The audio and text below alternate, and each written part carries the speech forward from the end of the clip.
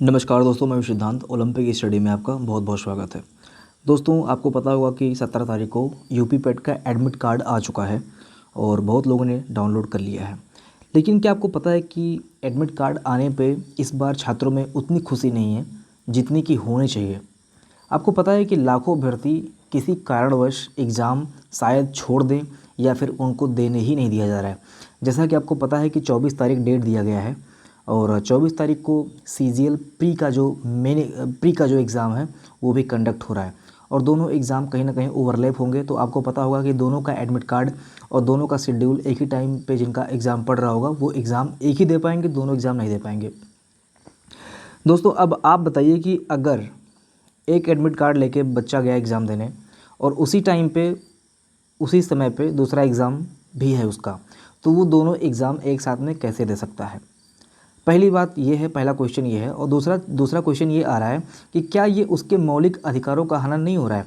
अगर वो बच्चा 4 से 5 साल की तैयारी करके बैठा हुआ है और वो दोनों एग्ज़ाम को शायद क्वालिफाई कर लेता और बाद में किसी एक को सेलेक्ट करता, या बाई चांस एक में सेलेक्ट नहीं होता, एक में सेलेक्ट हो जाता और आगे का उसका भविष्य निर्धारित होता, तो क्या उसके साथ ये गलत नहीं हो रहा है कि दोनों एग्ज़ाम को एक साथ में करा दिया गया है और टाइम लगभग दोनों का ओवरलैप कर जा रहा है? तो इसके चलते वो एक ही एग्ज़ाम दे पाएगा, चाहे वो सीजीएल प्री दे या फिर यूपी पेट दे।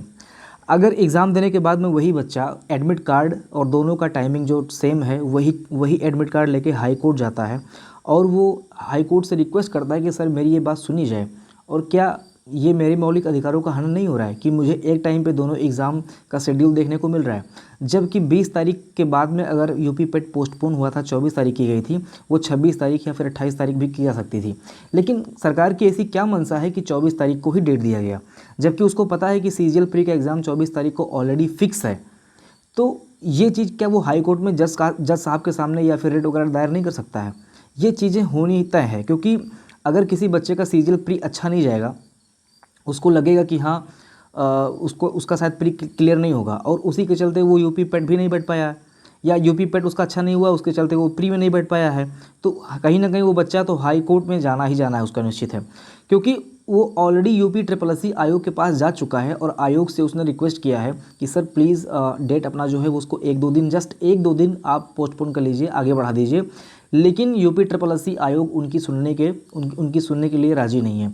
अब अगर यूपी ट्रिपल एस सी आयोग के पास बच्चा नहीं जाता और सीधे हाई कोर्ट जाता, तो कहीं ना कहीं हाई कोर्ट बोलता कि आप यूपी ट्रिपल एस सी आयोग के पास रिक्वेस्ट किए थे, तो बच्चे कहते हैं हाँ सर किए हैं, तो फिर कहीं ना कहीं उसकी सुनवाई आगे बढ़ जाएगी। और अगर उसने रिक्वेस्ट नहीं किया है, कहीं पे उसने दौड़ भाग नहीं किया है, डायरेक्ट उसका एग्ज़ाम खराब हो गया इसलिए वो हाई कोर्ट जा रहा है, तो फिर शायद जो उनका रिक्वेस्ट है वो उसको अनएक्सेप्ट कर देते।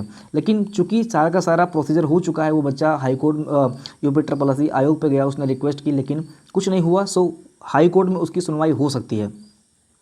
और दूसरी बात, आपको सर ये भी पता होगा कि रजिस्ट्रेशन रीओपन संबंधित भी कैंपेन चला और हाई कोर्ट में इसकी सुनवाई ऑलरेडी चल रही है और हाई कोर्ट में पिछले 4 से 5 बार आयोग के वकील साहब उपस्थित नहीं हो रहे हैं। अब आयोग के वकील साहब को या फिर आयोग को या फिर गवर्नमेंट को क्या ये लग रहा है कि जो यूरोपियन संबंधित मैटर है ये मतलब कोई महत्व नहीं रखता उनके लिए? मतलब लाखों अभ्यर्थी जो फॉर्म नहीं डाल पाए हैं, ये उनके लिए कोई महत्व ही नहीं रखता, ये कोई मायने नहीं रखता, ये जो हाई कोर्ट में केस चल रहा है, शायद इसीलिए वो अपना वकील नहीं भेज रहे वहाँ पे, या फिर डर रहे हैं कि अगर वकील भेजेंगे तो कार्रवाई आगे बढ़ जाएगी और कहीं ना कहीं डिसीजन आ जाएगा।